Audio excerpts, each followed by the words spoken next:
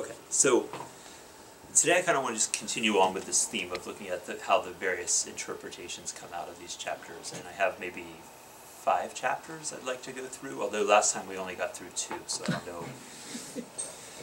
But I want to start actually with something that Althea said last time, which was that it seems like if you pinpoint these ambiguities and can kind of see where there's a choice about the meaning, you could ultimately, by looking at the broader context, figure out which one is the correct meaning, right?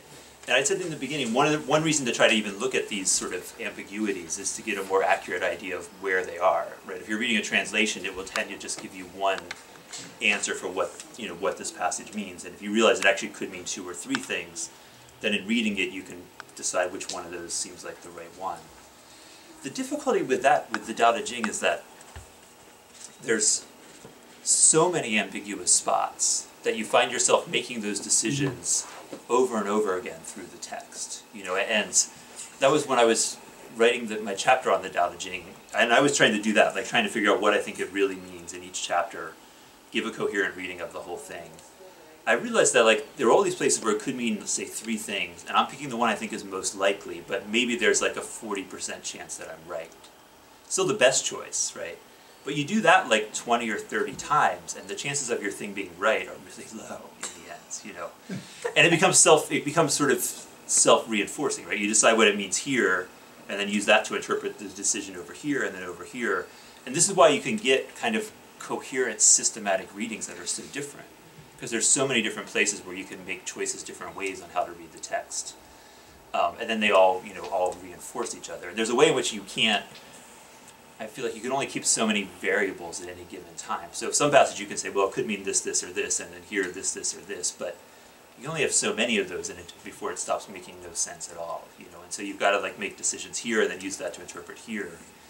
But it makes the whole system, I think, difficult to know how justified it is or not. So this was, I think I've had this slide each time I've talked.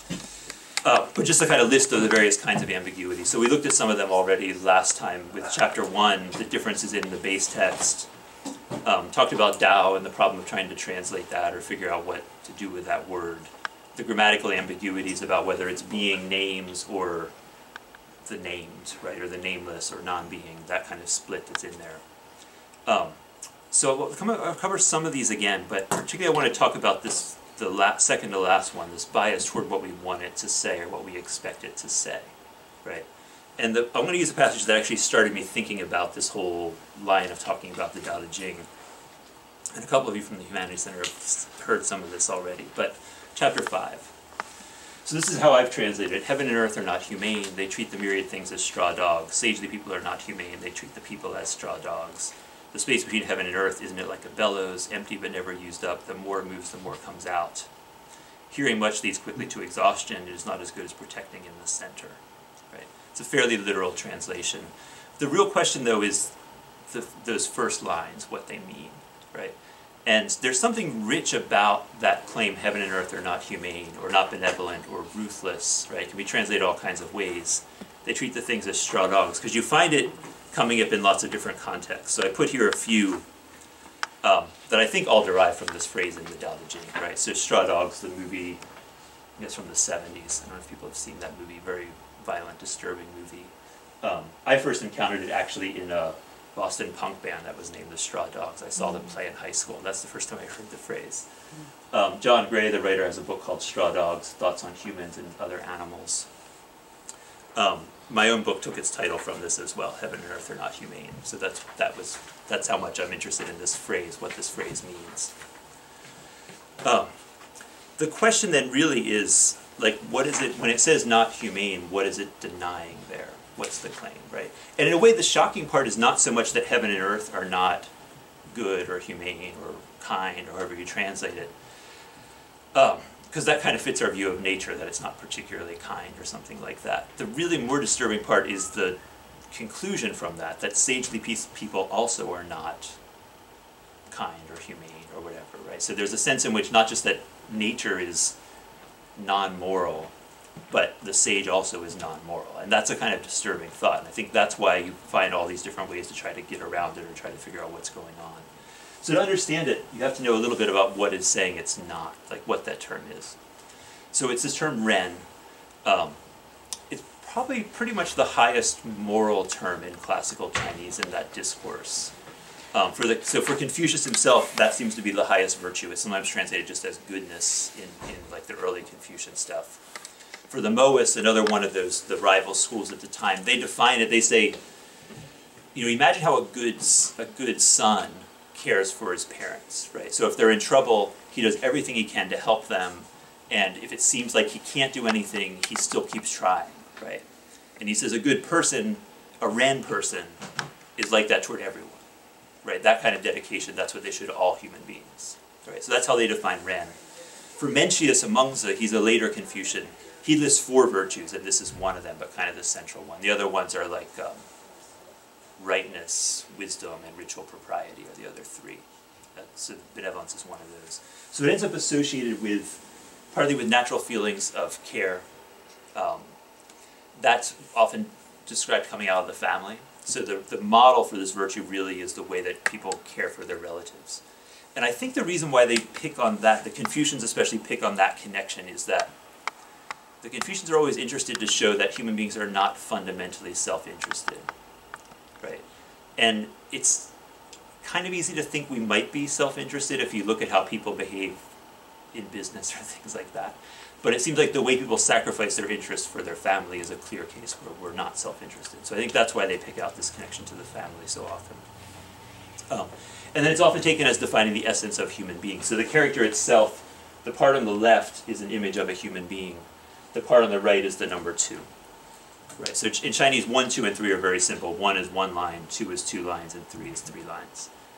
After that, it stops making any sense. But so a famous sentence says, human beings, this word's pronounced exactly the same. Human beings, or no, humaneness is being human. Being humane is being human, something like that. It's from the Zhongyong and other Confucian texts. So this is what the Daodejing is saying, heaven and earth are not that. And they're saying sagely people also are not that. So what does that mean? These are various ways it's been translated or described. So one would be that heaven and earth are bad. So some people translate it as cruel. Some people translate it as ruthless. That seems okay as a description of nature, maybe. But it's hard to see how you would really say sages are cruel. Right? That seems like a shocking claim to make. It could be what it's saying, but it would be a shocking claim to make. So another common one is to say it's not that it's good or bad, it's just indifferent. Right? And so nature goes through cycles, it doesn't help things, it doesn't hurt things, and sages are like that. Which again is kind of disturbing, right? To say that the sages don't make any effort to help or hurt. And the idea is that like nature, then things will take their course in the proper way or something like that, right? Another emphasis is to say that it's really a claim about anthropocentrism. Because like I said, this character Ren, this humaneness is connected to the character for human, has a sense of being the essence of what is human. So you could take it as saying heaven and earth are not anthropocentric, they're not centered on human beings, and sagely people also are not centered on human beings. And you could, I think, spin that in a kind of environmental message. You know, I'll give an example connecting it to Gaia hypothesis that somebody does, right?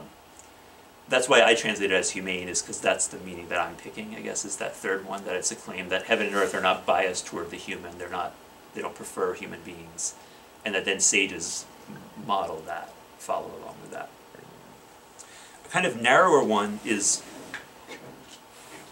to take it just as about bias and family bias, because it does sometimes have this sense of preference toward your family. That's the root of it. So Moss Roberts, who I mentioned as one of the translators I like, translates it as kin kindness.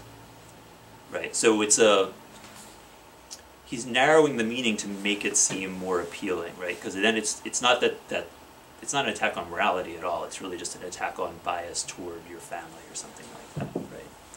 And Roger Ames goes even further than that, right? He says heaven and earth are not partial to institutionalized morality. That, I think, is really like it's adding a lot of interpretation into the translation, right? But you can see that he's worried. Like, why does he do that? Well, he doesn't want to read it as saying the sages are not moral, right? That's what it seems to say, right? But that seems not appealing to him, and so they don't like institutionalized morality. They don't like sort of stagnant morality or sort of conventional morality or something like that. One other option that I only encountered in a really old translation, but he cites a Chinese source as having that, is to try to get around the meaning of it completely by taking it as a conditional. So to say, if heaven and earth were not benevolent, then they would treat the things as straw and dogs. Right? And the point is, they don't treat the thing as straws and dogs, so they must be benevolent. Right? So a kind of counterfactual claim. That does actually fit the grammar. You know, you can read the grammar that way. Slightly odd to read it that way, but certainly possible to read it that way as a counterfactual. So I'll go through some examples, but I guess partly what I want to say is that which choice they're making here is really based on what they think it should be saying, right? And in a way, it's really based on avoiding the most shocking reading, which would be to say that sages are bad, right? And they don't want it to say that, so then try to figure out this kind of what seems then to be a kind of paradoxical language. And I'll look at various examples of that. So here's one from a traditional Chinese commentary, Song Dynasty. This is along the lines of the impartiality, the sort of indifference model, right? So Suja says, having no self-interest, heaven and earth encourage the 10,000 things to their own self-becoming. Thus the 10,000 things come into being and pass away on their own. Due to no cruelty of mind, they die of themselves. Due to no kindness of mind, they come into being of themselves, right? So that seems, as a description of nature, a fairly plausible claim about nature, right? If you apply it to the sages, you know, it is laying out a model of non-interference, you know, and it could work out in some different ways. Like, I guess you could say, like, well, if there's wars going on, that's not part of the natural cycle, and you could help try to stop that. But I think it's probably a stronger message of just kind of non-interference with things, you know, but it's not totally clear what it means. Well, it'll come up in one of the later passages, but I'll mention it now. An interesting thing in the Daodejing is that as much as it talks about cycles, it only ever talks about the Tao as generating things. So it actually never says the Tao generates everything and kills everything, right? You would think that it must, because everything ends up dying, but it never says that. You know, it only talks about the positive side of growth and birth and generation, and actually never really talks about, it talks sometimes about bringing death on yourself by living recklessly or by striving too hard, you know. So one view might be that the Tao is only generative and death always comes from things destroying themselves. But even that's hard to think through because everything comes from the Tao. So even, you know, the thing that destroys itself comes from the Tao in some way. But in Chinese alchemy, that would not be the case because the viewpoint is that it's because things wander away from the Tao, become out of harmony with the Tao, that they die. That disease is actually a function of imbalance. Yeah. It's one of those things that's really hard to figure out in all these Taoist texts, like, because some of the things make it sound like you can't leave the Tao. The Tao is like, it's always there, it's always, you know, everything is kind of part of the Tao. Other things sound pretty clearly like you can leave the Tao, or the Tao can leave you, you know, or you could be lost from the Tao, one passage says. And that seems to be actually the view, is somehow we're all generated from the Tao and it's the ultimate, but you can leave it. Wouldn't there be a parallel with governments losing the mandate of heaven, that type of thing? Right, that's when they become out of balance. Right. That would be on the kind of macro level of what an individual does also. But that would make sense of that passage when you say heaven and earth are not humane, nor are sages, because the problem is when you start making decisions about what is good and bad, if you don't have the larger viewpoint, you could be doing what you think is a good thing and wreaking havoc. You could be doing what you think is a bad thing and actually doing a good thing. And yeah, I should have put that more specifically. That might be partly what Roger Ames and Hall are getting at with that institutionalized morality interpretation. Right. Because there is, so the second chapter of the Daodejing says, when everybody recognizes the beautiful as beautiful, that's already ugly, right? When everybody knows goodness, that's already not good. So that doesn't necessarily mean you shouldn't be good, really. But it means you shouldn't take it as an ideal. You shouldn't label things as good and bad. You shouldn't sort of moralize, you might say. So this heaven and earth are not humane could be meant more that way. So it's not really a claim about whether you're kind to people or not. It's really a claim about moralizing, you know, and labeling and promoting certain kinds of values and things like that. I think that's a pretty plausible reading of what that would mean there.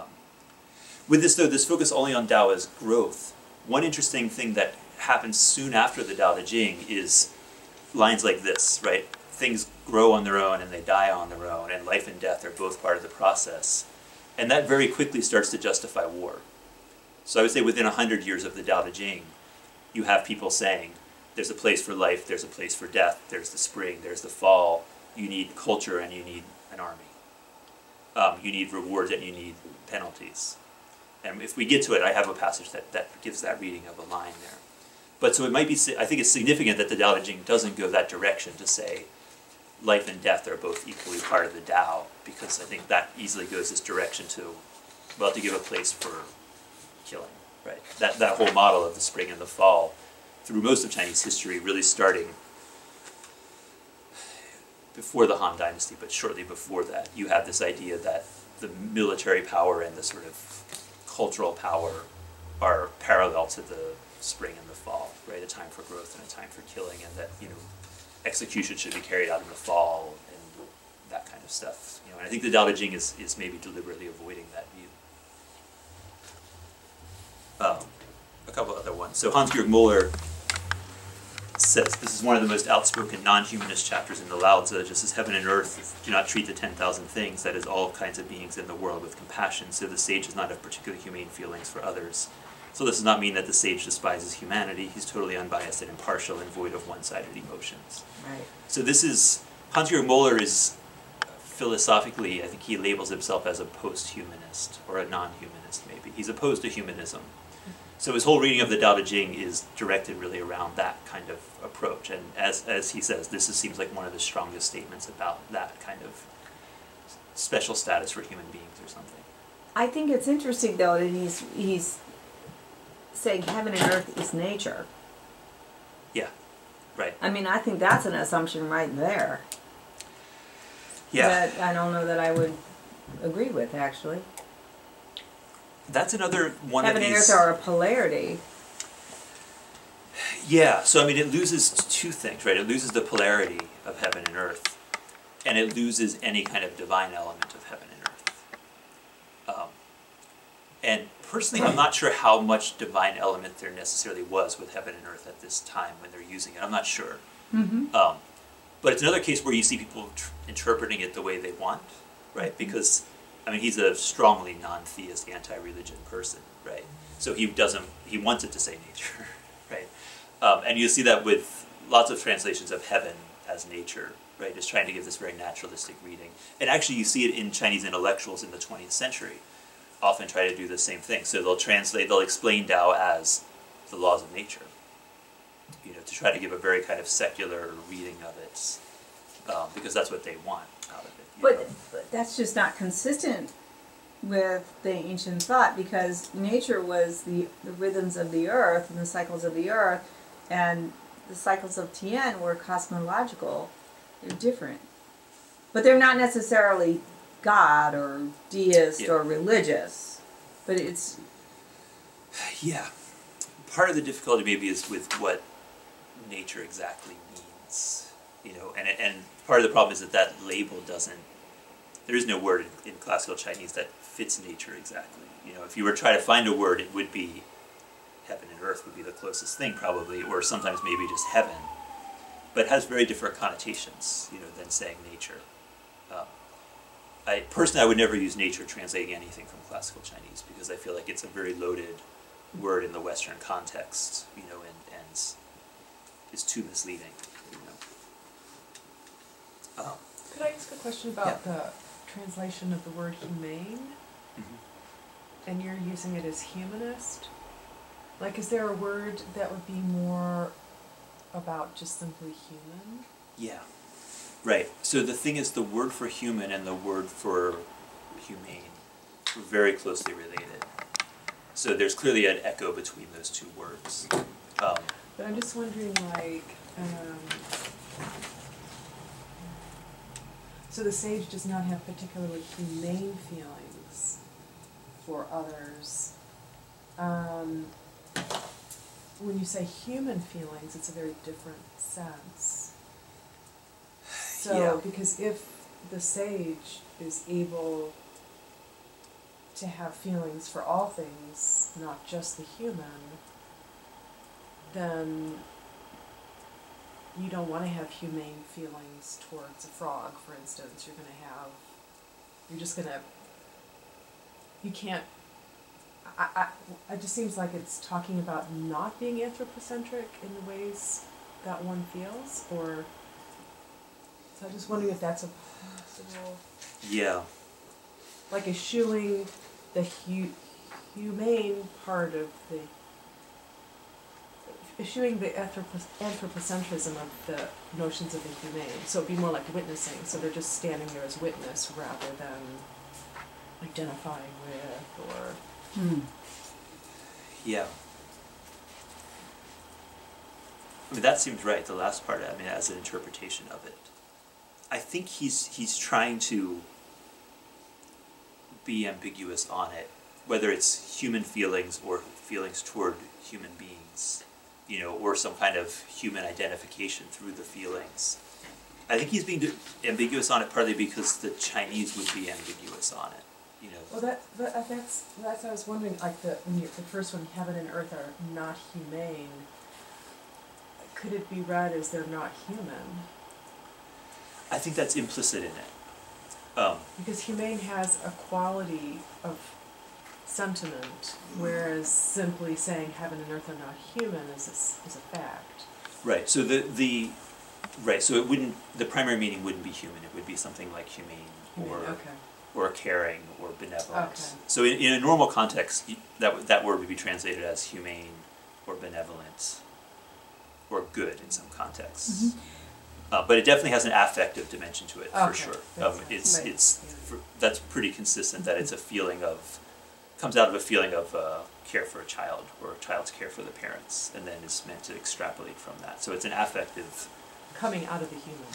Yes, it's So an you can- affect that's distinctive of human beings and is directed toward other human Got beings. it. Okay. Yeah. Right. But that seems really interesting to me because I think that's the thing that about a lot of Western religions is God is personal. And this seems to be clearly saying that whatever it is that's up there, it's not personal. And you know, in the same way that people want to talk about natural events like a thunderstorm, you know, oh, that was, you know, evil. Well, it can't be. It has no moral quality. It just is. Right. Right. Right. See, I mean, that's partly why, you know, when this stuff gets into cross-cultural dimension, it becomes so complicated, right? Right. Because that's right, and I think in this context, right, the Moa, so I mentioned a few times, one of the main schools at the time, they said that heaven rewards good people and punishes bad people, and they said heaven creates all human beings equally and cares for all human beings equally. And this is why we should care for all human beings equally. So it's it's not quite a transcendent God. It's, you know, I wouldn't want to equate it with God, but it's anthropomorphic. It cares more about human beings than other things. The Confucians have mixed views, but Confucius has one line where he says he's in danger, like he's under threat of being killed, and he says, if heaven wanted this cultural knowledge to be destroyed, it would have been destroyed long ago. Heaven wants to preserve this culture, and so heaven will protect me. He's assuming that the preservation of the culture depends on him, of course. That's the assumption in it. But that's a case where heaven seems very personal. It cares about human culture. It knows about human beings, right? So the Daodejing is clearly, I think, rejecting that. And this is one of the key lines, rejecting that, and saying, you know, there's no human-like order there. There's nothing human about the universe. Right. But then that so easily makes people think about sort of Western Enlightenment critiques of religion, right? Because, you know, it is a similar move to start to say, look, we just have to deal with the natural world. It follows laws. And this is why then people will translate it as nature and will drop out the whole religious dimension. Because in the Western context, you kind of have God and the whole thing, or you've got a kind of disenchanted nature. And so you look at the Chinese stuff and it's like, well, they're rejecting that God stuff, so that's the disenchanted nature then is what's left, right? And that's, you know, the difficulty of reading it from another context, I think, you know, and it's the reason now tend to be more subtle, you know. But earlier on, you can clearly see, like, these are the categories people have, and so it's going into one or the other, kind of. Can you, on that one there, it says, so the sage does not have particularly humane feelings for others. Does that word others mean human or all others? Animate and inanimate, heaven and earth? I think he must mean, so this is not him translating, this is his, Oh, so this is in okay. English, this is from English. Okay, but is it still? But I think he must mean, I didn't realize how unclearly written this sentence is until you started pointing it out. I think it should mean other things, because that's what he says before, all kinds of beings. But no, then he says the sage despises humanity at the end, so it must mean human beings. Humane feelings toward human beings must be what he means, other people. Okay. But yeah, it's not as clear as I thought it was when I put it up. John Gray, this is a really interesting book, this book, Straw Dogs. It's kind of devastatingly bleak in a lot of ways, but very well written. And like I said, the name is coming from the Daodejing, that chapter.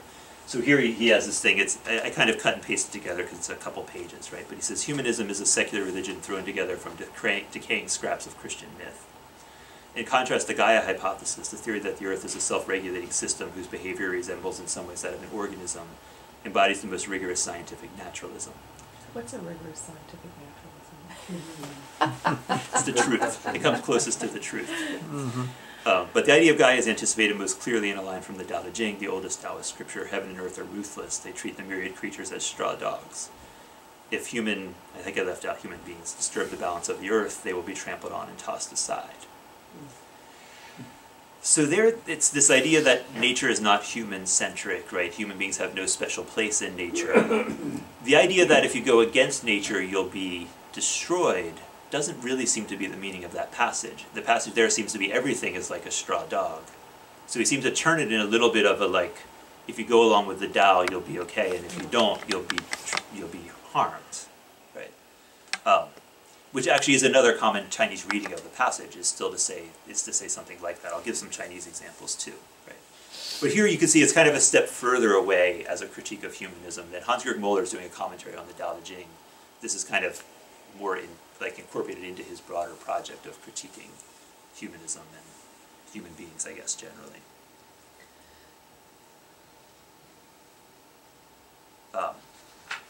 Is there a translation of the word ruthless? Like, what does that word mean in Chinese? Well, these are all translations of that word "ren," that's translated okay. as not humane. He's taking it as ruthless, and I think D.C. Lau, who's a pretty standard translator, translates it as ruthless, or he might translate it as cruel. There's a fairly standard translation that translates it as ruthless. I did think I should have looked up the etymology of ruthless, because I don't know what a ruth is. So to be ruthless, but what is ruth? And maybe if you looked at the origins, maybe maybe it's actually a suitable translation in its etymology or something like that. Non-humane doesn't seem to be ruthless. No, they're very different, Yeah. But that's so all of these are translations of the same word. So ruthless, cruel, not humane, refuse kin kindness, not partial institutionalized morality. Those are all translations of the same Chinese words. The thing that I think, the thing about the ruthless that's disturbing is that when it's saying it's not Ren, it's just saying that Ren is about relation, right? It's a relational virtue. It's about how you relate to others, and it has to do with based in kinship and family, etc. So why would heaven and earth have that? And ruthless could mean, instead of unhuman, it would be ahuman. It's neither human or not. It's just doesn't care. That's what I would think ruthless is. It's just like not judgmental. See, my feeling is that ruthless has a more negative sense Yeah, than it's that. like I'm going to take what I want, whether it benefits you. I feel like it Yeah. means it doesn't care. It just does what it wants. Yeah, that's why I Webster thought I should says have it's looked up the word. having no pity, merciless and cruel. Right. So having no pity would work, but I think cruel. I don't feel like cruel gets there. I don't think it means they're that positive, like actively bad. Having no pity would work. Yeah, having no pity, I Pitiless. think would work. Right. Yeah, pitiless would work. Yeah, yeah. Here's another kind of funny usage of this. I don't know if anybody knows this book, Deep Survival. It's a little bit like it's a little bit of a self-help book, but it's all structured around stories of survival, so it's sort of survival lessons. He uses quite a bit of the Daodejing and some Western philosophy in there too. This is about him visiting a beach in Hawaii, right? So he says, so he goes to this beach, and this woman who knows it says, the current, basically says the current, if you go out too far, the current will sweep you away and you're going to die. That's basically what this woman says to him, right? But it looks all peaceful, it's a beautiful beach, right? And he says, I started to think, whoa, paradise is some serious business, or as the Daodejing puts it, heaven and earth are inhumane, they view the myriad creatures as straw dogs, right? So the way he's taking it up is just to say, heaven and earth are not going to take care of you. You know what I mean? You've got to watch out for yourself because nature is dangerous. You know, I mean, that's basically the message that he's taking from this, using this line to illustrate.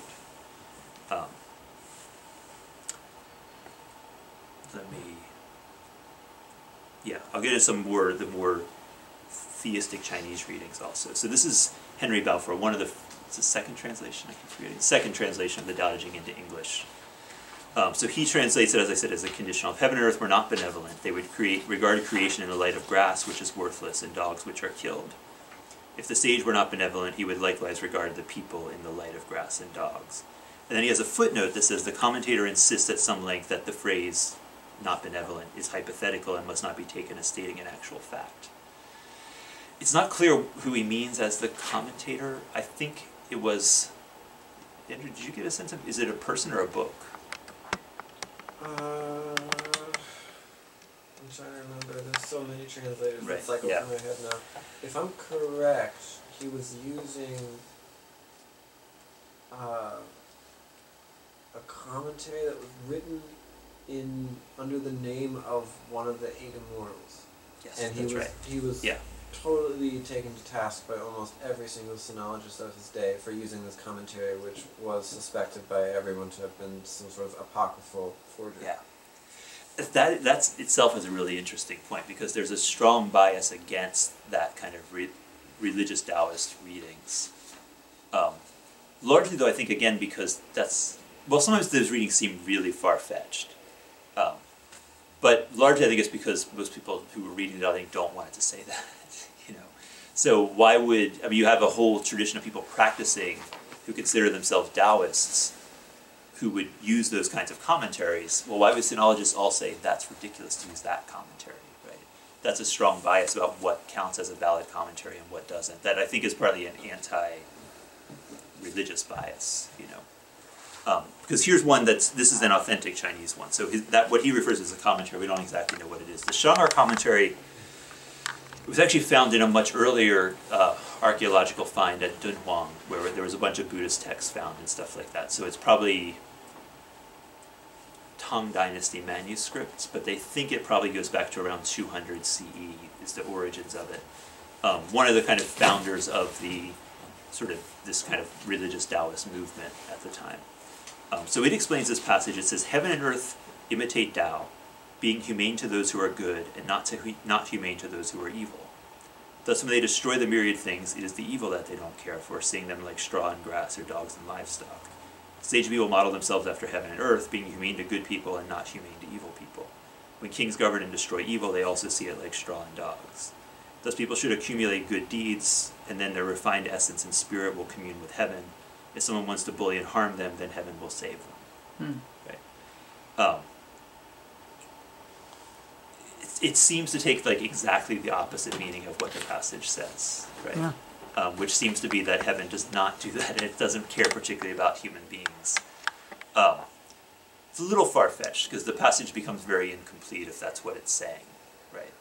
But it's a way of trying to reconcile it with a view of divine reward and punishment and those kinds of things, you know.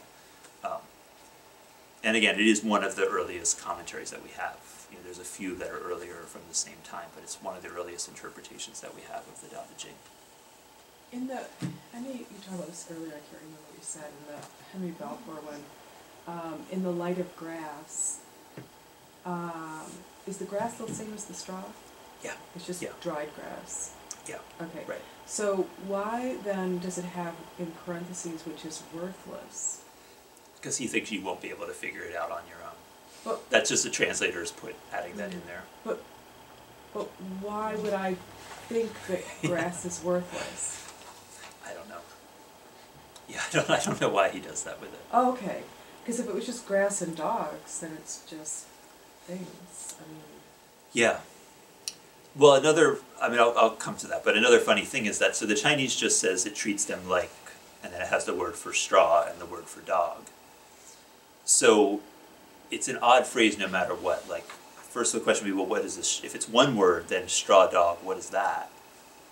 And if it's two words, it would be like, why of all the things you could pick straw and dogs? You know, like, why would those be the two things? And there are people who try to figure out why it would be those two things. Balfour's idea that grass is worthless doesn't make any sense, I think. Dogs would have, the primary association for dogs at the time would have been as something to eat, I think, right? So it wouldn't be as pets, it would be as food, probably. yeah, but they also hunted. I mean, It could be, yeah, I mean, they had hunting dogs, they had war dogs, I think, at the Yeah, time I even. mean, But in Dogs- either case, if they were made of straw, they wouldn't be worthwhile. Right. Because you wouldn't eat Well, a but see, the straw question dog, is- and a straw dog would not be good for helping you hunt. But The this question is says if it's straw. two words. Yeah, it Yeah. says grass If it's straw and dogs. Nor would a straw dog be good to eat? No, no. Right, no, a straw dog wouldn't be useful. But the issue is the Chinese, the grammatical part, Yeah. right? Says It straw could be and straw dogs where straw describes dogs, or it could be just two nouns, straw and dogs. And the Chinese commentators themselves split on which one it is. Now there's a passage in the Zhuangzi that explains straw dogs. That basically says, I have a slide on it later, but it basically says that straw dogs were used in sacrifices, right? And so you would make an offering and you would burn the straw dog. Or no, you don't burn it, you make an offering with it, and what the passage in the Zhuangzi says is, it's kind of important for a moment in the sacrifice, and then people just throw them away and they're trampled underfoot, is what it says, right? Oh, Oh, it's a good. well, that makes total sense then. Right, so in figuring out what does the metaphor itself mean, Right.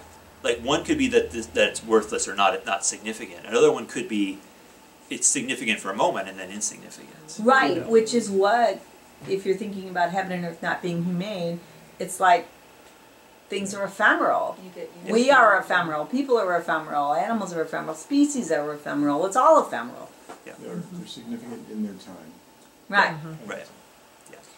So I was going to say, it's almost like taking the sacred and profaning it. yeah, you could fit it into those categories. I think that it's sacred for a moment, and Which is all, what we've all been talking about. Yeah. Yeah. All attached together. Yeah, and if you take it as two nouns, straw and dogs, that seems less likely to me just because it seems like such a random choice of things to put together. The Zhuangzi passage, because it's being written, say at least 100 years later, it's possibly a fabrication meant to explain this passage in the Daodejing. So you can use it as evidence to interpret this, but it's possible that it went the other direction. But it's known that. Well, it's not known for, and I think it pretty much counts as known that, early on there was actually human sacrifice. That seems pretty certain. But then there was certainly animal sacrifice. And then there was a move to sacrifice replicas of those things. So the terracotta warriors is like that. So they might have still buried people with them as well, but instead of burying people, you bury these statues of people, right? You still see, one of the, I think, funniest things about sort of the development of Asian religion. I was in Penang in Malaysia, which is primarily a Chinese city, and went into a store selling stuff for sacrifices. And one of the things they had was packs of Apple products.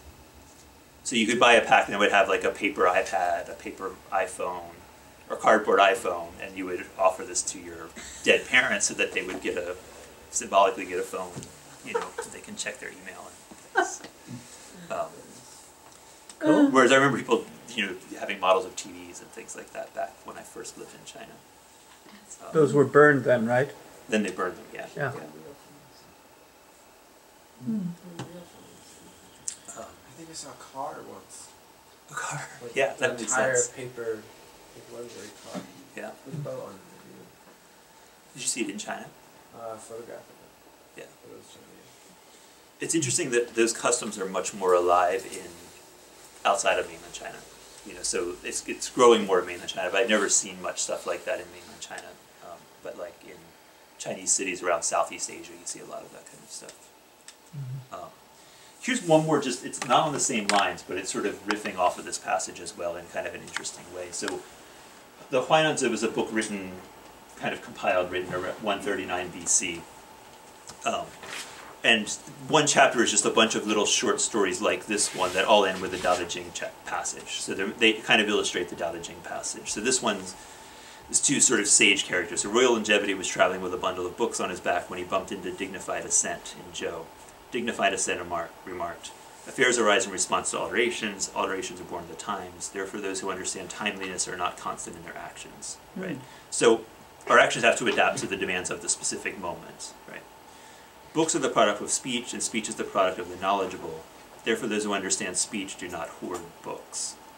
I think that the point there is that for speech to work, it has to be living in the moment, responding to the demands of that time, right? And you can't capture that in books because once it's put into a book, it no longer has that timeliness, right? Especially if you read it as absolutes. You can read a book in a more flexible way, right? But if you take it as sort of the truth or something, it loses that. So upon hearing this, Royal Longevity made a bonfire of his books and danced about with joy. Therefore, Lao Tzu says, an excess of words leads to countless impoverishments. It cannot compare to preserving the center. That's the final lines of chapter 5. Now, is that what it had in mind? I don't think that's what it had in mind. It was to burn your books, right? Yeah. So this is kind of showing like the Chinese themselves were using these passages in all kinds of ways, right? And this is, like I said, 139 BC, so maybe 200 years after the earliest parts of the Daodejing were written down. It's sort of some of the earliest comments we have on the Daodejing are like this one. I mean, I could see this is like almost your books are your weighing you down. So why have all this? Just get rid of it and live in the present, or this is. Yeah. Knowledge isn't necessarily in books anyway. It's like being present in the moment. So I don't know. I think a lot of the critiques of books are critiques of scholars, actually. So they're critiques of the people who thought they had a lot of authority because they knew all of these books, and especially the Confucians were known for editing these books and putting them together. So I think a lot of it is about people who think they are really wise because they have a bunch of books and they know a bunch of book stuff. I don't know how, though, they got from here to there, because hearing much leads quickly to exhaustion. That's an alchemical statement about overstimulation of the senses. Yeah. And that you're supposed to preserve the energy in the center by not overstimulating the senses, whether it's with sound or sight or... That's a variation in the original texts. So I think the received texts all say too many words. And these excavated texts say hearing too much or listening too much, or it could mean learning too much. It literally means hearing too much. Right. And so the character was changed over these editions, and so that's the one that they were working with had words, so in excess of speaking. Mm-hmm. I think the Ma Wang Dui one has an excess of hearing. So translations that use that excavated version will have an excess of hearing. Older translations or ones that use the received text will have an excess of words. I think the earlier makes more sense, though, about hearing, because taking in is a function of the center, which is in Chinese medicine, okay? The yi, the stomach and spleen, the intention, and it's about taking in the outside world. And the center becomes overburdened by excessive stimulation. And hearing would be, that's a very specific kind of thing. Right. Right. It would make sense as a contrast with preserving the center, right? Because... Right. I mean, I guess you could say because words are going out from the center, not coming into the center, whereas hearing is stuff coming into the center. So that would make sense. Right. You still the problem of there being tons of ambiguities, right? So when it says in the center, well, by my translating it that way, right, I'm implying that it's some center in you, but it could very well be in the mean, like in the middle. It could be as well. In which case, you could say, well, it's about. Don't talk too much, hold a balance instead. And it's nothing about the internal in there. Except that that's based on, I mean, if I'm right, what I'm thinking is when they talk about the center, at least in Chinese medicine, they're talking about pre-heaven wuxing, where you have the 5 phases or the 5 elements, and the center is earth, which is about attention, intention, and attentionality, and taking things in. And so it's at least in that, it's very specific. That's what the center refers to. Yeah. Yeah, and that makes sense of the line. Let me see. So we kind of talked some about this already. How to interpret the metaphors is another place where ambiguity comes in, like what exactly is implied in them. So with the straw dogs, it seems like there's primarily 2 ways of reading it. One is that they're meaningless, and the other is this idea that they become sort of sacred for a moment and then become meaningless, that kind of cyclicality. This idea of the bellows also, I mean, it's clear that it means it's empty but generative, right? So this idea that you keep pumping it and more air comes out, it has no content of its own, and this is why it will never run out, right? That's clearly meant by the metaphor. But what more is implied in it is not so clear, right? So there is this idea of, and I actually changed my translation, it actually says to moving it, right? So is that part left out of the metaphor? Or is there some role of moving it, right? And then there would be some role of you have to do something to make this emptiness productive, or not. Most people read it as that being a kind of accidental part of the metaphor. It's not part of the intended meaning of the metaphor. But you don't really know, right? Moss Roberts emphasizes that this is using technology. And so he thinks it's connected actually with the Mohists, who are more famous as craftsmen and that kind of stuff, you know. But is that significant that it's a bellows? You know, part of the problem is it could be some kind of like accordion-like pump music instrument. They're not quite sure what the word means. It could, you know. And then the other one is it a metaphor for breathing? Right, so that's a very common reading, is to take it as a metaphor for breathing. And then that would link to the part of the last line about the center and the emptiness in the center, breathing in and out, being inexhaustible, all those kinds of things. And I put, just as a kind of more quirky interpretations, I put this one in with the breathing metaphor. It's actually not a bad treatment of the passage, I think. And I will say, I mean, the nice thing with Timothy Leary does at least say that these are kind of Daodejing inspired rather than a Daodejing translation, right? Psychedelic prayers. Right, yeah. Right, so he has breathing. Notice how the space out here between heaven and earth is like a bellows, breathing always full, always empty, always full, always empty. Breathing, come in here, go out there, come in here, go out there. Breathing, silence, breathing. This is no time for talk. Better to hold fast to the void, breathing. It's inspired by the Daodejing passage, but taking up that metaphor of the bellows, right, as the crucial thing. And LSD. And what? And LSD, yeah. And actually, it's a really interesting book because the whole thing is laid out as how to sort of manage a trip. So the one on the, I think I mentioned last time, the one that the Ron Paul quote that says, is that one? The highest ruler is one that is just barely known to exist. The next best ruler is one that people praise.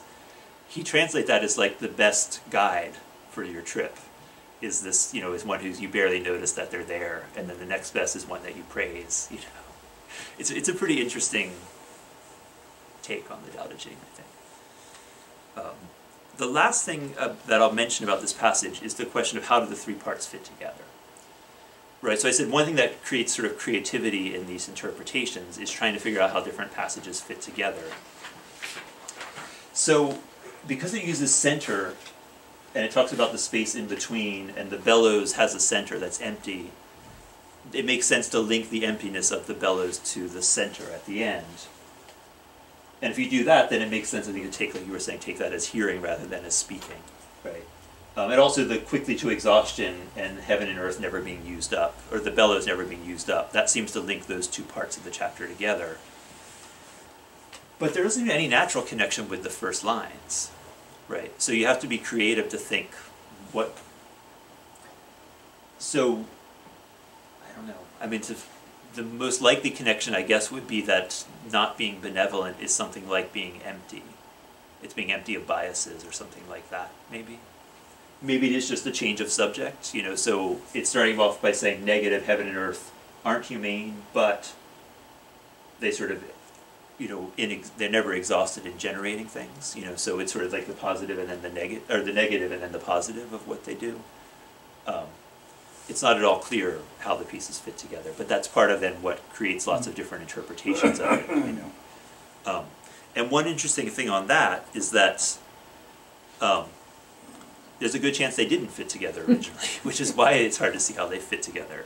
So in this first collection of Daodejing parts that they found, all it has from that chapter is the space between heaven and earth, isn't it like a bellows, empty but never exhausted, the more it moves, the more comes out. So there's a chance that the whole chapter existed and whoever wrote these bamboo strips down just liked that quote and took it out of it. That's possible. But it's more likely that that was just an independent saying and that at some point people added the other ones. And it could have been just a couple independent sayings put together in a group, or it could be that someone, wrote part of it to explain part of the other part or something like that. But I think it's most likely that this was originally two independent lines and then the rest was fit together with it. Although again, I said it's not impossible that someone just copied the middle of the passage and not the whole passage. But Right, that which seems less which likely. two? Because you've got three things there. No, sorry, the other one. These three parts here. Right, so the middle part, the two lines that make up the middle section, is all that's on the bamboo strips. And like I said, the first part doesn't have any clear connection to the second or third part. The second part and the third part are easier to link together, although the third part would work perfectly well as an independent quote too. Which is when you put them together, you automatically start trying to find connections between them of why they're together, right? I think all three of those would work fine if they were separate. And I suspect they probably were all separate originally and they were put together. All right, any last comments about chapter 5?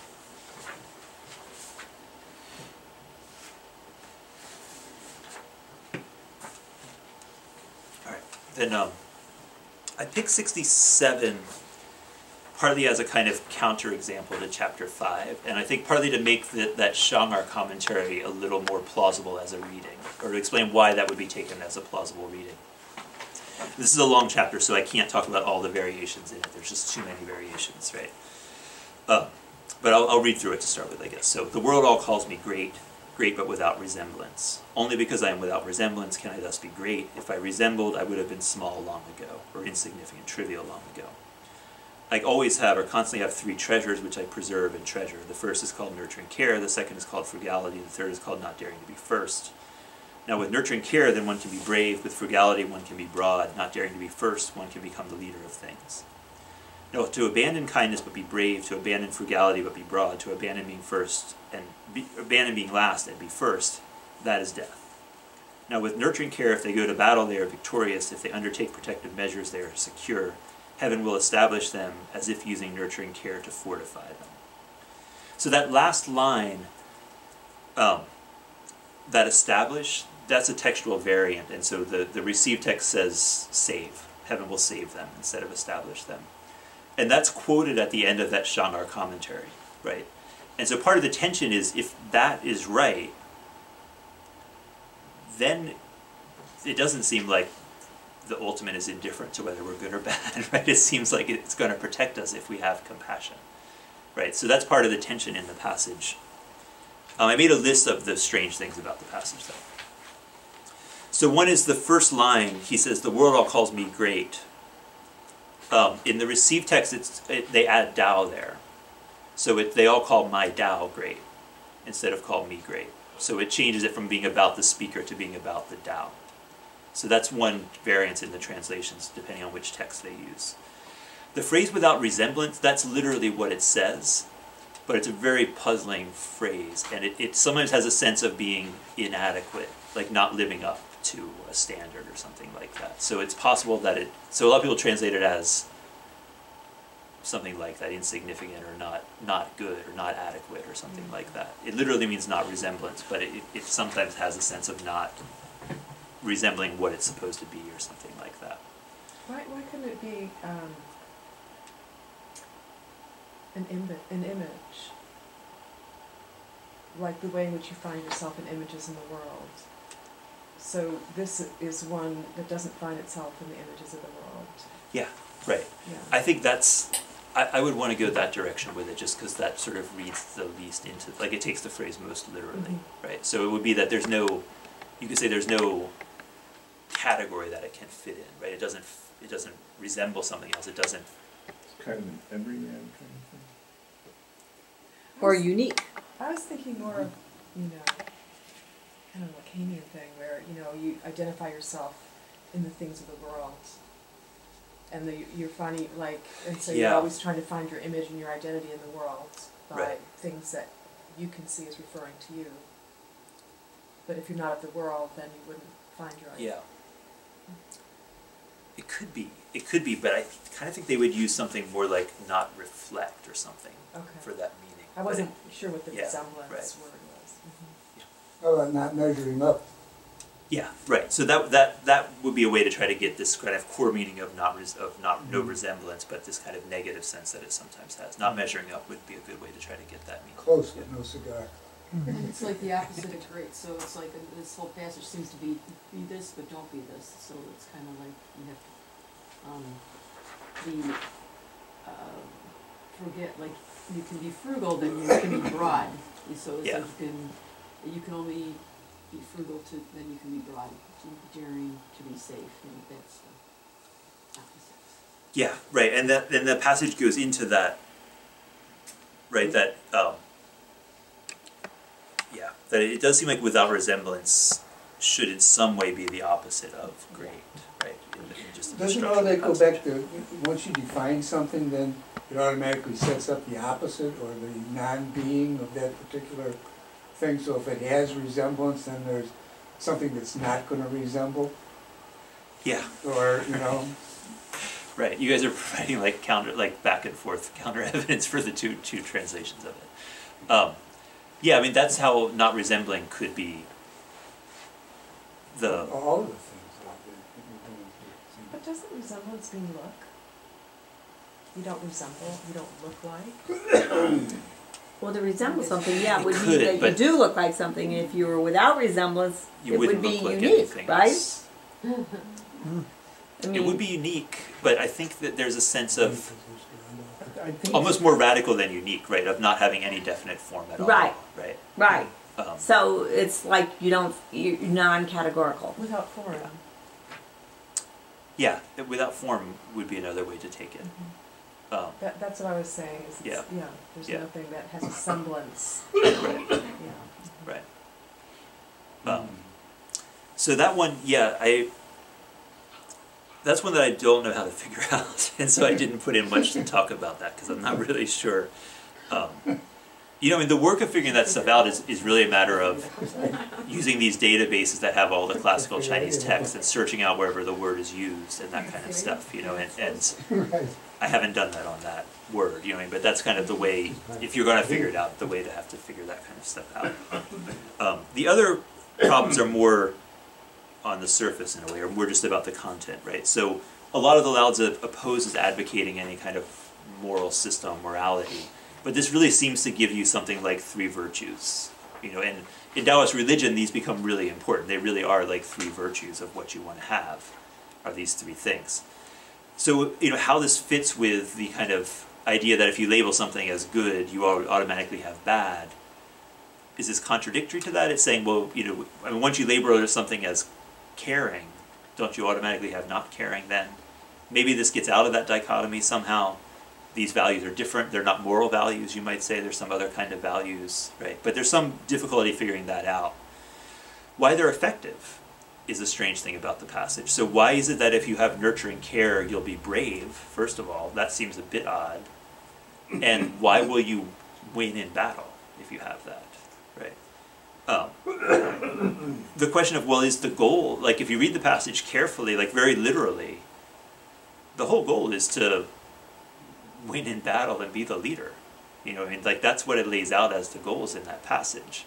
So, you know, how does that fit into the overall message of the Daodejing? This kind of very practical orientation towards success comes up in there. And then this issue about heaven helping people or saving people and like what's going on with heaven there. So these I think are the main problems in interpreting the passage. And I'll give a couple of viewpoints about it. first, just to explain what those three things are. So the first one, this character Tse, it almost always occurs paired with a character that means filial piety, which is Xiao. So filial piety is what children should feel toward their parents, and it has a sense of kind of obedience and respect. And Tse is what parents should feel toward their children, and it's a sense of, that's why I translate it as nurturing care. I think translating as kindness or compassion misses the kind of strength of the affect that they're talking about, the emotion that they're talking about, this kind of intense kind of care. And it might be especially associated with the mother's care for children, although that's not so clear, but a number of people, Moss Roberts argues that, and that's why he translates it actually as mother's heart, that character, and Ellen Chen translates it as motherly love, which I think gets to the meaning of it, this sense of care. It'd be an interesting thing to think more about why it's used as a kind of general virtue, like not just to describe parents' care for children, but to describe how you should relate to anything other than your children is very rare in classical Chinese. So it's a very unusual thing to try to use that as a broader kind of virtue, and it's interesting that it does that's what it picks out. Especially, it might be deliberately counter the Confucian focus on respect toward your parents, the opposite term. It might be deliberately kind of contradicting that Confucian view. Is there something about, I was thinking of that when, with nurturing care, then one can be brave. Like when you think about in the natural world, if you try to go towards a cub or there's something that you will just kill for, and you will be victorious if you have that intent of taking care. Yeah. But I was just wondering, I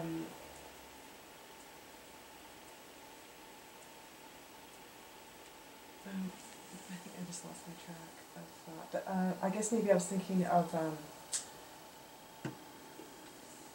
can it be that kind of care could also be like, let's say I'm thinking of a cub or something, the kind of nurturing care that goes into that will strike at something.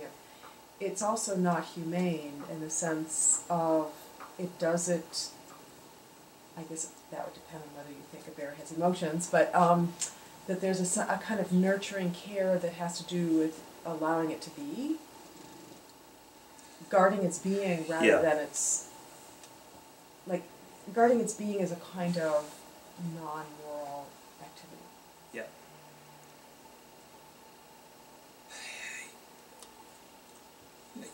All that could be right. That's the difficulty of interpreting it, right? Is like what are the nuances that are meant in it or not? It could, right? A good parent, right, wants the child to end up with some kind of independence too. So there is this sense of having to let go. Yeah, right, and having to give them space to sort of be themselves. At the same time that you have this intense level of trying to protect them and care for them. And there are also descriptions of the Tao as generating things, but not holding on to them, not possessing them, not trying to lead them, that kind of thing. So it could be that, yeah, there's lots of interesting things about it. Well, yeah, and I'm riffing off you a little here, but it also makes sense if you think about it, going back to even that passage we were looking at about heaven and earth not being humane, nurturing care. That's a mirror of heaven in the sense that the parent who has that virtue is not necessarily kindly. They might be tough. They might be many things because they're giving the child what it needs rather than what the child wants. Mm-hmm. And that they're brave because they'll do anything to protect the child. Mm-hmm. And where is it here? If they go to battle, they're victorious. If they undertake protective measures, they are secure. And then you have that ending line where heaven will establish them or save them or whatever, as if using nurturing care to fortify them. So there's the mirroring of the parent being a mirror of heaven, but it isn't necessarily kindly. It's appropriate. It does what is needed.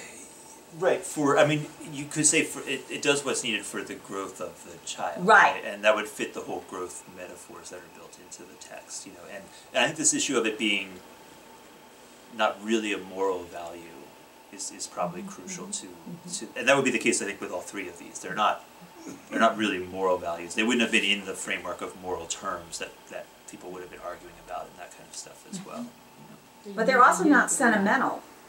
They're not. It's also not sentimental, and mother's love is never really sentimental. I mean, not really. And the yin can support the yang, so I think it's in the polarity thing. That's what we've seen in everything now. Yeah. And saying you can be first to be in last, that sounds like a Christian type of thing too. The first to be last. Yeah.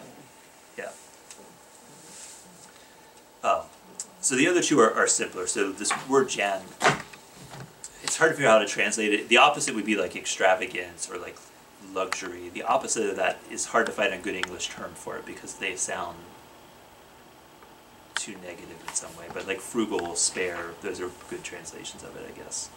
And then not daring to be first in the world seems to fit the idea of wu wei and not forcing things and the more yin side and all that. That's pretty common throughout the Daodejing. Right? So that's kind of trying to explain the three characters themselves. And then heaven, just to give you a little bit of idea of that word heaven that's used in the last chapter. So yeah, I said a little bit about it already, really. So that in the early texts, you find this idea that heaven basically cares for the people. So it protects, it sort of supports rulers who care for the people and overthrows rulers who are bad to the people is kind of the core of it. And it gets expanded by the Moas to a more broad kind of moral vision of heaven punishes bad people and rewards good people. It gradually becomes more like the basic patterns of nature, but it always, I think, keeps some degree of sacredness. But if you look at like Xunzi as a later Confucian who doesn't have much sacredness there for him. He has a pretty negative view of heaven, and it's pretty clearly something like the overarching patterns of nature or something like that. It also means the sky, so if you were referring to the sky in classical Chinese, that's the word that you would use. And so when it's paired with earth, it's partly that polarity between the sky and the grounds, that's at play there. And the term for the world is literally under heaven, is the word that they use. Sometimes it means more like the political realm, sometimes rather than the whole world, but is literally under heaven, Tianxia, which again is ambiguous whether it means everything under the sky or if it means everything under this divine being, heaven, right? It's again ambiguous about the exact meaning of heaven. So okay, how to read the last lines I'll start with. So Ellen Chen, who I think overall, and that's actually a good translation also, is Ellen Chen's translation. It has a very extensive commentary with it. And I think she's coming a little more out of a religious Taoist perspective, a little bit more. So she says, the deep religious sentiment here is the holy as a salvific power. Tao's love for the world is a love that saves and preserves. The belief is that the state defending itself with, that's a different spelling for the nurturing care. Out of compassion for the living and not out of wanton destructiveness will ward off attackers and survive. Why? Because it is appropriated the very nature of the everlasting Tao. That's, I think, a very kind of religious language for talking about it, especially the idea of the holy as a salvific power, right? And the idea of Tao's love for the world is very odd on most Western readings of the text, because Tao is not a being even, right? It's certainly not something that would love the world. But it is rooted in the Chinese tradition in like the Shanghai commentary thinks of the Tao as a god that judges things and cares, right? So it's not, this isn't a kind of Western imposition. There's maybe a kind of alignment of a kind of Christian background and a kind of religious Taoist background, where it's being kind of pulled into a bit more of a kind of Christian language, maybe. Salvation? I mean, that's right. Totally That's what I'm thinking Christian. of. Yeah. Appropriating the very nature of the everlasting Tao is not. That's what I was saying. It's not that Christian in the language, but some of it is like the salvific power, particularly is, I think. Is that her quote? That's her Her comment language. on it. Yeah. Yeah. Mhm. Yeah. It's written in English. Her commentary on it. So that's from her commentary. And is she a scholar of this, or? Yes, she is. And she draws on the earlier texts of the religious texts, I like the think anthropomorphic God. I think. Okay, so I'll be honest with you. There's a million translations, and I have not read her full translation. I've just Okay. for different passages checked and read the commentary. And the translations I think are pretty good, and it has a lot of commentary. Like like on this chapter, there's maybe 3 pages of commentary on the chapter. But just from looking through it, it seems like she uses more of the kind of religious readings of it. But I do think, I mean, if you take this passage by itself, it's hard to not read some idea that heaven protects people. Like that seems to be the obvious meaning of it. And it's only in the broader context of other passages that we try to make that less literal or read around that to some degree.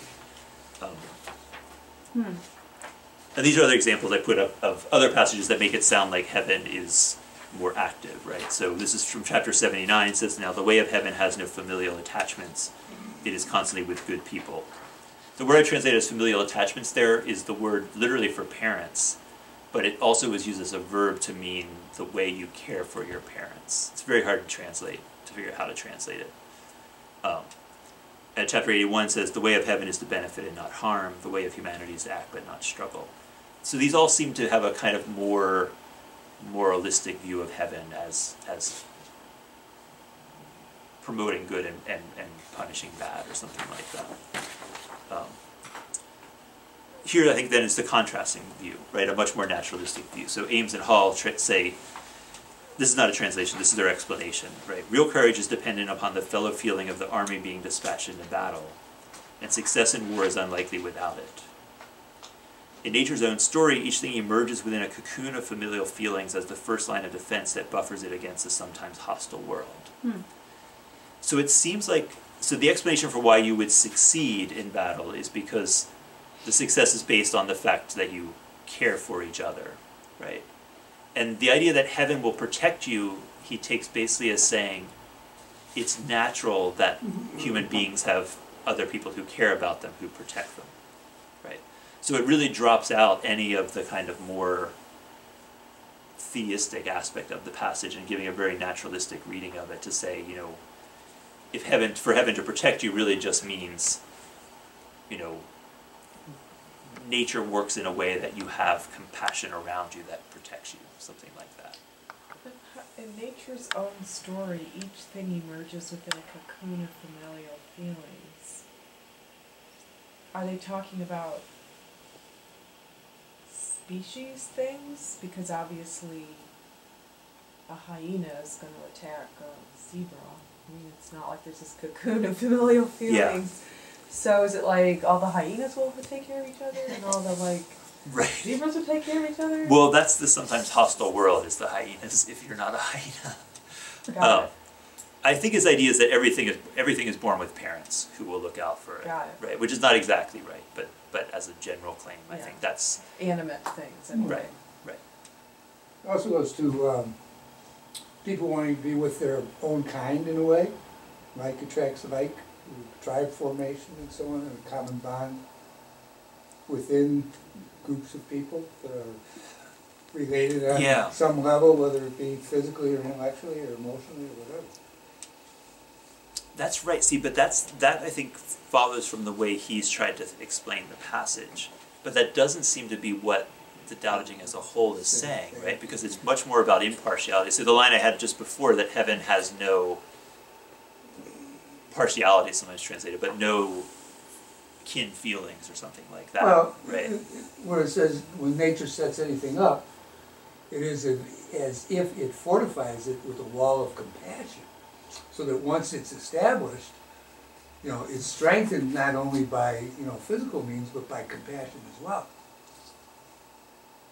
Yeah, that's right. To me, and I guess the question is whether that's just what naturally happens, or if this is talking about a divine being who makes that happen, right? And it seems like, to me, taking the passage by itself, reading it literally, it seems more like it's talking about this idea of heaven as helping good people. In the context as a whole, it seems like it shouldn't be saying that, I think it's more like what naturally happens, because if you have an army that is discordant, that isn't harmonious, they're going to fall apart, and they're not going to reproduce. Right, and I mean, aside from, like, he has it about the fellow feeling of the soldiers, but I'm going back to the bear, right? If you're protecting the things that you care about, right, you're going to be much stronger in defense than somebody who doesn't really care about the things, you know. And I think that's very plausible that that's what it's talking about. But I think that's inherent within nature. I don't think there's a God that would have anything to do with that. Or heaven above, you know, it's you know, inherent. Yeah. Within the physicality, with the DNA of life. Or nature. Yeah, I mean, that's what I think too, Yeah. but I'm not sure about the passage. That's the thing. You know? But see, that's part of the problem. It's like that's what I think, and so of course, I'd rather read the passage that way, you know. Which is what I mean. I would say I'm part of what made me think about this whole line of interpretation was that I was reading it that way, right? And I have, like I said, in my book chapter, I have a whole argument about how to read it that way. But afterwards, I kind of thought, like, you know, I think I might just be forcing it to say what I wanted to say ultimately. And I guess what I wanted. Well, I'll let me move forward a little bit, and I'll have something else on that. I think I have a couple more examples. Okay, I put up Stephen Mitchell's thing, and you know, Stephen Mitchell is one of the people that scholars get outraged about because he doesn't know Chinese, and his translation, he's made millions of dollars off of his translation. That's probably what makes people angry, I think. But I started off saying, you know, I don't like that kind of scholarly attitude in general. But as I've looked at his translation, it started to upset me more. Partly because it should have something that says more like Timothy Leary's thing. You know, poems inspired by the Daodejing would be perfectly fine. It's pretty distant from the Daodejing in a lot of places. But this is, I think, an example, right? This is his translation of that whole last part of the passage. So he says, I have just 3 things to teach: simplicity, patience, compassion. So he changes the order for some reason, right? Compassion must be nurturing care. Frugality must be simplicity, which is an okay translation, but I think by itself simplicity suggests things different from frugality. And patience is then, I guess, his translation of not daring to go first in the world, which is pretty far from, I think, what the Daodejing means with not daring to go first in the world, right? But the rest is really interesting. So he says, simple in actions and in thoughts. And that's clearly not what frugality means there. Frugality means not being wasteful and not being luxurious, right? It's a critique of luxury and sort of upper-class luxury, particularly. So he adds actions and thoughts. Simple in actions and thoughts, you return to the source of being. Patient with both friends and enemies, you accord with the way things are. Compassionate toward yourself, you reconcile all beings in the world. So what drops out, partly the kind of critique of luxury drops out of the passage completely. Like that's not visible in the passage at all. This compassionate toward yourself is an interesting addition because that's not the meaning of that word. It really is like a parents cared for a child, you know. And so why does he say that? You know, I think it fits some frame of sort of self-help kind of stuff, you know what I mean? And people like it, I guess, if you say that. Maybe he was referring to his inner child. Yeah, very possible, very possible. Keep in mind, his wife is one of the biggest New Age gurus out there. Oh, really? Yes. And, of course, heaven as something that might be rewarding, that drops out, you know. But what drops out, actually, is the element of actual success in the world, right? So this is about, you return to the source being, you accord with the way things are, you reconcile all beings in the world. The original is about being brave, winning battles, not being harmed when you're attacked, becoming the leader of things. Being broad, it's not clear what that really means. What that, you know, it literally just says broad. I just translated it literally. It's not clear what that means, right? But so it's really,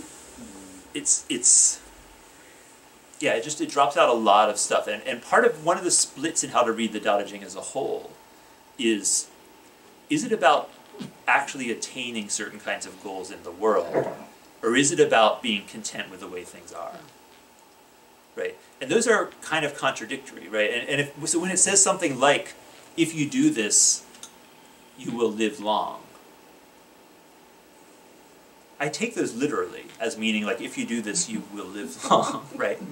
But when I first started reading it, maybe because I read Mitchell's translation, I took it to mean you won't be upset no matter how long you live, right? So however long you live, that will be long enough.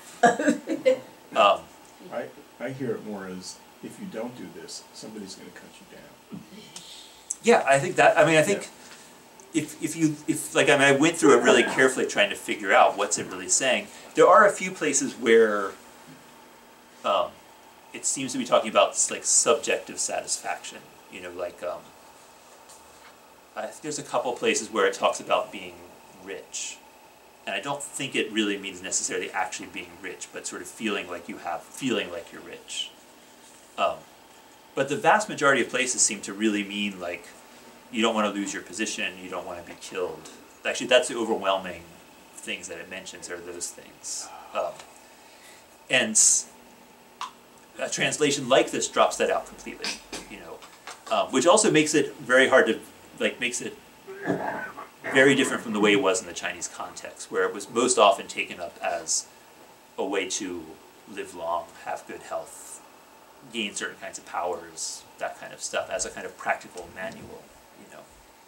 Was it, when it was written, was it directed towards the court, towards people who were in areas of power where walking softly was very important? Yeah. I think at least when it was sort of put together as a whole book, that was the context. So there's lots of passages that seem to be directed toward the leaders, toward rulers, and about how to rule and that kind of stuff. So it's possible that bits and pieces of it came out of different contexts, and then someone kind of wove it together to be a text for rulers. But certainly, like, the final product is largely directed toward rulers. I mean, broad seems to imply the opposite of narrow, rigid, doctrinaire. If you aren't flexible and general, you're going to run into impediment. Yeah, broad there, you know, that's I could talk for hours about any one of these passages because there's so many ambiguous things in them. Broad, I think, could mean generous, right? And it would make sense that if you're not wasteful, you have more resources and you can be more generous, more broadly generous, you could say. It could mean something like more accepting, more tolerant, you know, more embracing all things or something like that. It could possibly mean have more territory. Like, it could be that literal. I don't think it means that, though, you know, but it could mean more like to say to extend your influence more broadly, something like that. As you said, this was during this Warring States period, right? Where there was extreme strife between all of these different small kingdoms, basically. Yeah. How to make peace, marshal resources, gather your people together. Well, yeah, and I think it seems to say somewhat different things in different places, but it does seem to think that success in defensive warfare is important, right? It seems to be pretty absolutely against offensive war. There's a few places that are a little ambiguous, but it seems to be pretty clearly against offensive warfare. But it does seem to have an awareness that at this time you've got to be able to defend your state, you know, and how do you do that? And I think more deeply on the policy level, if you want to talk about that concretely, it's partly about not even attracting the anger of other states in the first place. You know, so not getting attacked in the first place, and how do you avoid that? Is this before or after Sun Tzu? It's around the same time, but there's questions about the text Sun Tzu and the guy Sun Tzu and how exactly they relate. But it's I think roughly the same time. So this could be part of a dialogue in a certain sense. It could be, yeah. It certainly, there certainly were a lot of people talking about military tactics from a kind of theoretical perspective at the time, you know, and so that certainly was going on. With Sun Tzu himself or the text itself, I'm not sure exactly when that comes up.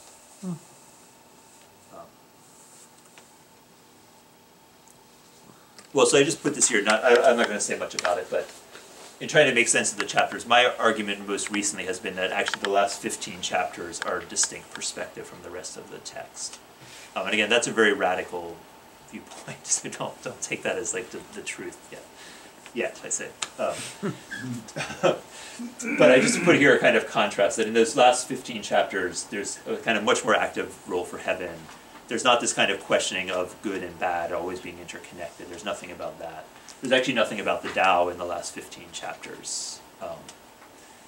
And the last 15 chapters where none of them were found in those bamboo strips. So that's kind of the start of it all, is that the bamboo strips have a third of the Daodejing, but none of the last 15 chapters. So it statistically would be very unusual for that to happen. You know?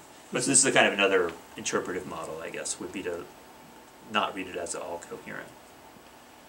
A couple more things out of this passage. So how is nurturing care effective? This is another thing from Deep Survival, that book, right? And he's talking about climbers on Mount Hood, and they were tied together. It was, I think, 3 guys or 4 guys who were tied together, and as sometimes happened, the lead guy slipped, and by the time the second guy caught him, the lead guy was moving so fast that he pulled the next guy out, and then that pulled the next guy out, and they all got pulled out.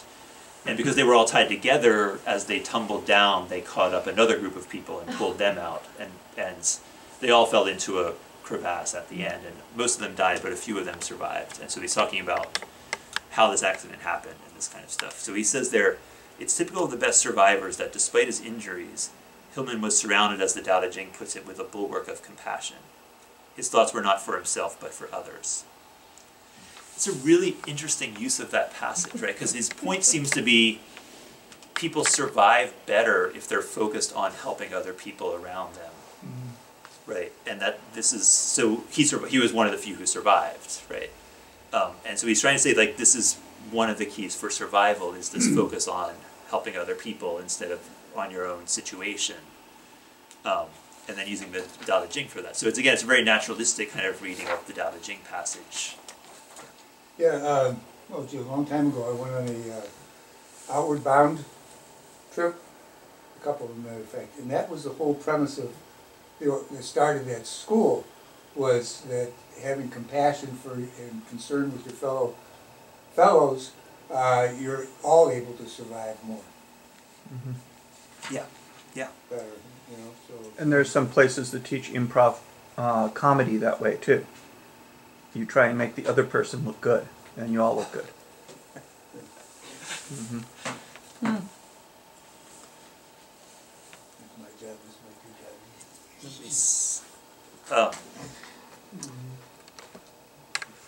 Okay, so then this is a couple other of this explanation about how care leads to these results. I take some stuff from Hanfei's, and this is really the earliest commentary on the Daodejing that we have. It's only on maybe 15 passages from the Daodejing. There's some questions about when it was actually written. The guy Hanfei's lived at that time, but it could be a little later than that time. But it's interesting because he gives very pragmatic readings of the Daodejing. All the chapters actually really pragmatic, right? So here he basically says, he uses this idea of the mother caring for the child, right? She will do everything she can for the well-being of the child, right?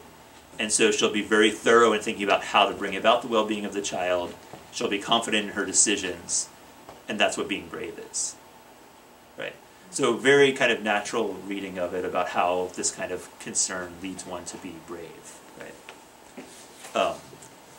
With frugality, he takes it in a really different direction, right? So he quotes a kind of famous saying, if it does not freeze hard in winter days, grass and trees will not flourish in spring and summer. Thus even heaven and earth cannot always be extravagant or always stingy. How much less can human beings? Therefore the myriad things must have prosperity and decline, the myriad affairs must have their rise and fall, and the state must have civil and military institutions, and government must have rewards and punishments.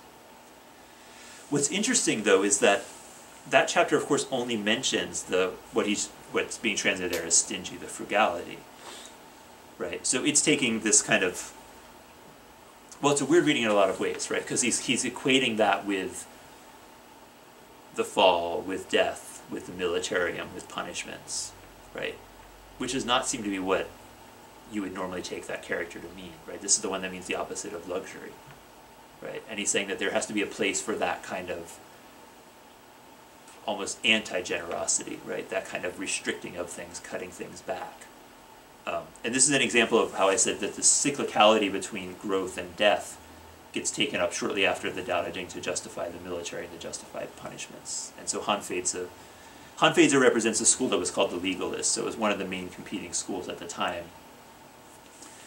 And their view was fairly simple that you can't rely on morality to run a government. So what you need to do is have very clear laws, very clear ways of evaluating people, and very strong punishments and rewards, and no biases in it. So it uses a lot of Taoist language that the ruler doesn't get involved because the rules are so clear that everything kind of takes care of itself, right? So Hanfeizi is one of the main figures from that legalist tradition, and he's the one, this Daodejing commentary is associated with him, or supposedly maybe he wrote it. The Duke of Zhao, is he familiar to me from the I Ching? Was he one of the... He might be mentioned in the I Ching and some of the commentary stuff. He was the founder of the Zhou dynasty. King Wen, when he died, his brother was the Duke of Zhou. His brother took over. Well, King Wen is intimately, I think he was the legendary writer or compiler of the I Ching. Yeah, right. Yeah. I think I have that right. I think that's... so King... not King Wen, actually, sorry. I'm getting mixed up. This is actually that interplay. The words he's translating as civil and military are very hard to translate in Chinese, but the two founders of the Zhou dynasty, one is named basically King Civil, let's say, and the other is named King Military. Oh, wow. So the father is King Wen, and according to the legend or history, there's some historical records for this. King Wen did not rebel against the evil emperor. He just cultivated himself, and people all gathered to him. And then King Wen is like king culture, the civil king. Mm. And then his son led the rebellion that overthrew the emperor, and he was like the martial king. Oh. And then I think his brother was the Duke of Zhou. I think. He was one of the main, like the three guys who really started the Zhou dynasty are the King Wen and King Wu and the Duke of Zhou. And this one is also really interesting, I think. The not daring to be first, right? Hanfeizi explains it. Therefore, if you first discuss in the government and then speak to establish it, thoughtful and deliberate officers will know it. If you want to construct circles and squares, you follow the compass and square. Then the accomplishment of any task will take shape. Each of the myriad things has its compass and square. Officials who deliberate and speak must plan according to the compass and square. Sages fully follow the compasses and squares of things. Thus it says, dare not go first in the world. So what does he take that to mean? It seems like he thinks it means think before you act. Like that seems to be basically he's taking it as saying don't just rush off and do stuff. Plan. Before that, plan stuff out. And he uses the very sort of, it actually goes back to the Moas, this metaphor of the compass and square as the standards, right? And if you do that, then you will be successful, right? And again, it seems like you think like, it can't mean something that concrete and simple. But like I said, this is the earliest things we have written about the Daodejing, explaining it. And it goes back really early to read it in this very concrete, very practical way, These are like army guys. Mm-hmm. Yeah, right, it is. That's I mean, so Hanfeizi himself was like a high-level minister, but that's the inspiration behind it, Yeah. is a kind But of military in a sense, context. this almost feels Confucian and, structured to me, as opposed to the general feeling of the Lao Tzu as being, spontaneous and all of that. I mean, is it planning things out? Yeah. Well, I think that to say it's Confucian is partly not knowing all the options that were there, right? So Right. it's It may have been just another it's very school. non-Taoist, it seems, Yeah. right? This idea of planning ahead, all that kind of stuff. Yeah. The Confucians tended to want to rely on tradition, and the legalists want to rely on objective measures, And so the Confucians don't like the square and the compass and square metaphor either. Mm. The legalists like that metaphor. Oh, okay. Yeah, this says to me anyway that there has to be rules for any job or anything that you have to do, rules and laws to follow it in a set sort of way, the confidence way. So you're taking something, a historical, a fact of accumulated knowledge that's applied on a day-to-day basis. But if you're going first in the world, you're essentially making your own path, and you don't really have that background to, fall back on. Hmm. Yeah. Yeah. what I think in context though it's that's probably wrong, but yeah, just because the Confucians were much more against that kind of innovation, but the Han-Feids of the legalists were in favor of it. So they criticized the Confucians a lot for being against innovation, you know. And so I think here the idea is not so much that you need, right? I think it's partly right, right? You need these ways of measuring, and that has to be set up and has to be determined ahead of time. But it's not so much like the whole tradition that you need. You just need these tools, really, right? You need to have tools already available to you. well, yeah, the reason I brought it up is because that's how, to me anyway, what makes sense of when he has this sense. Thus, it says dare not to go first in the world. So it's kind of like his interpretation of why one shouldn't go first in the world, because of these, you know, you need that history of set ways of doing things. Yeah. Yeah. You need these, at least you need these measures that are already established. Yeah. Yeah. You need the scientific method. Yeah. What time is it? Okay. I think, so it's already 8:45. I think I'm going to skip forward a bit to just one more example. I'll kind of quickly give you two things about this passage, actually. So it's a long passage, right? But it's kind of all parallel. So those which attain the one in the past, heaven attained the one to become clear, and then it goes through earth, spirits, valleys, dukes, and kings. And then this is my translation. It says, if heaven were incessantly clear, it might fracture. If earth were incessantly steady, it might quake. Right? It goes through that, and then says, the noble take the lowly as root, the high must take the lowest foundation. Kings call themselves by humble names. The greatest renown is to be without renown. The greatest fame is to be without fame. For this reason, do not desire to dazzle and shine like jade, but to be firm and steady like a rock. There's two things I want to talk about in this passage. One is this, we're incessantly clear, right? So as I have it translated, it's saying, heaven attains the one in order to be clear, but if it were only clear, then it would actually collapse, right? And the other line is this, the greatest renown is to be without renown. Because if you look at these two lines, these different translations, right? Henrik's has, if heaven were not by means of it clear, it would, I'm afraid, shatter. We could say that if heaven had not become clear, they would have fallen to pieces. Here it says, not knowing when to stop in being limpid, heaven will split. If heaven were ever pure, it would be likely to rend. Basically saying exactly the opposite of each other, right? So one is saying, you know, heaven attains the one to be clear, and if it didn't, it would fall apart. The other one is saying, if heaven were always clear, then it would fall apart. And this is a textual variant with the excavated texts, right? So the excavated texts have this first one. They're pronounced exactly the same. You can see that they're different characters, right? Which means without cease or without stop, right? So there it says, if heaven without cease were clear, then things would happen.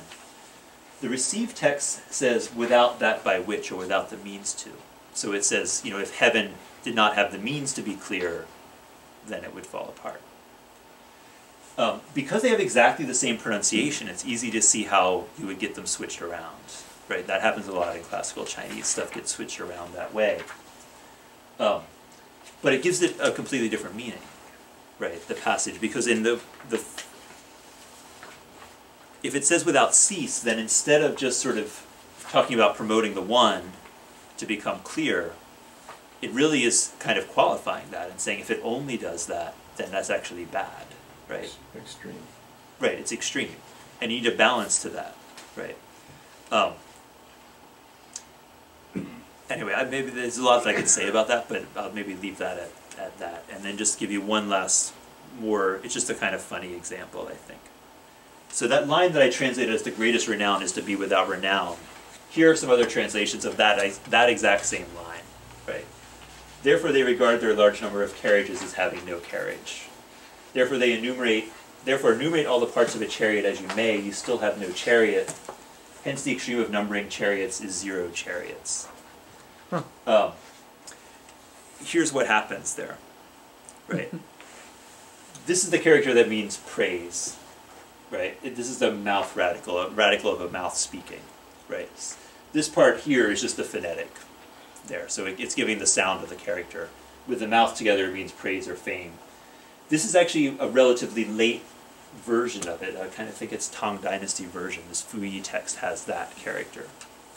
The earliest version just has yu there, which by itself means with or to give, right?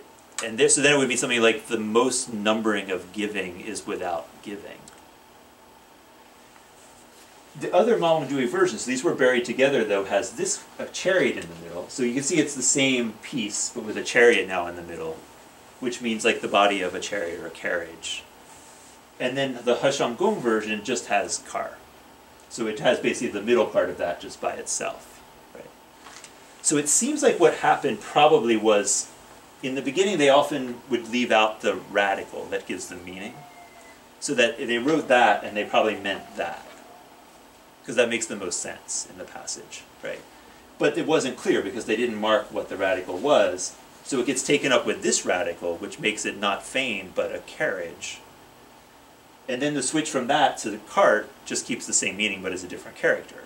But once you reach this point, there's no connection to fame at all, right? Like, you've completely lost anything that was connected with this character here. And you're left with this really bizarre line that says, like, the utmost number chariot without chariot, basically is what it says.